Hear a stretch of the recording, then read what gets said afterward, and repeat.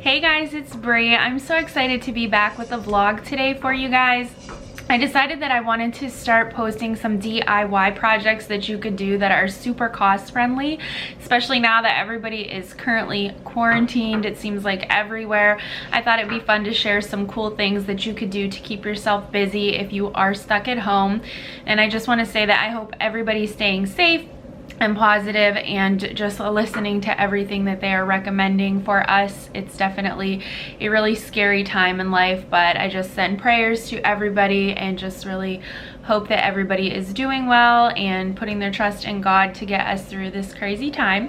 But anyways, today's video is going to be how to tie-dye a shirt, like a reverse tie-dye. I am going to be using a dark black shirt. This is just an old t-shirt that has a lot of kind of already stains on it. So you will need something like that of a dark color or a sweatshirt. We're also going to need some rubber bands. I also have scissors present because I am going to crop the shirt a little bit to make it a little more stylish. And then you're just going to need bleach, water, and a spray bottle, which this is from the dollar store. So this is a very cheap project. Most of the stuff you probably already have in your house. So we are going to jump right in and get started. Okay, so as you can see, the shirt is already faded and old, which is key. Don't go out and buy a new shirt if you don't have to. Just use whatever you already have at home. So the cool thing about the rubber band part is I just have 4 of them. There's really no rhyme or reason to how you do this.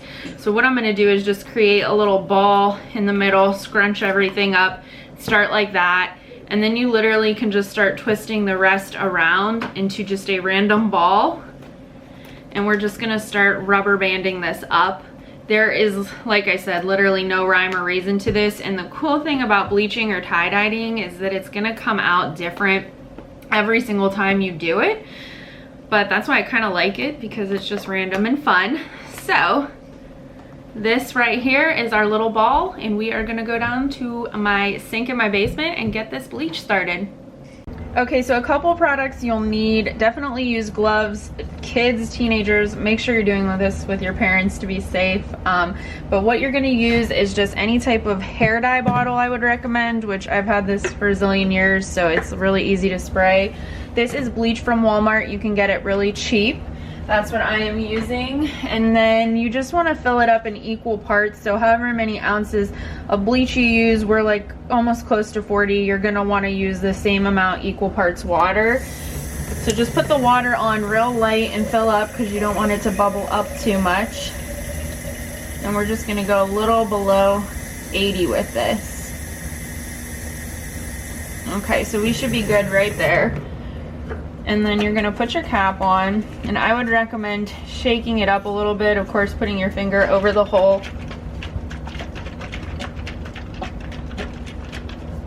Okay, and then you're just gonna start spraying, and you kind of just want to get it all over, but making sure you're saturating the fabric. Just kind of getting each part, and obviously wear old clothes, because you don't want to ruin the clothes you have on. As you can see, it's already starting to turn. So we are going to keep spraying this on a little bit more. And then once we get that all sprayed on, we're going to let it sit for a little bit, not too long, just to kind of monitor it. So right now I think we're pretty good. So we're going to let that sit. And then once we start turning more of the color that we want, we're going to take it out and throw it in the washer. Okay, so now that this has kind of sat a little bit, we are going to take the rubber bands off, and I'm personally going to throw these away because I'm not reusing them. And you're going to be able to kind of see a little bit of the style of the shirt. So as you can see, it gives you this really cool tie-dyed effect. I love how this came out. And we are going to throw it right in the wash, and after this is washed and dried, I'm going to show you how I crop this. Okay guys, so I just got this out of the washer and dryer, and as you can see, this is the finished tie-dyed result. I'm really happy with how it looks, but like I said earlier, the cool thing about this is it will turn out different every time you do it, depending on how you put the rubber bands and spray the bleach. So this is literally endless opportunities to create new looks. But up next, I'm gonna kind of crop this shirt and we'll show you what it looks like on.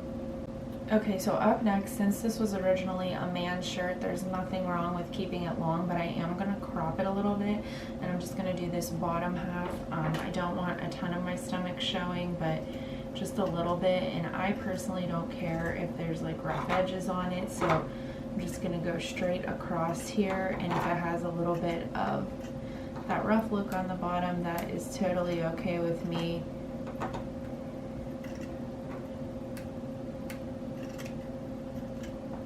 You just keep cutting straight across. Probably be easier if you use fabric scissors, but I do not have any. So I'm just kind of give it more of a little bit of a crop look. I'm gonna put it on and we will show you guys what it looks like on. Okay guys, so I threw some jeans on. This is the finished t-shirt look. So you can kind of get a side view and then kind of see how it looks in the back. But this is totally on trend, this whole tie-dye theme, and it's totally possible to do it at home with everything you already have. So hope you guys enjoyed this video. There's going to be a lot more fashion videos to come soon, so make sure you hit that subscribe button and we'll be back with more videos. Thanks for watching.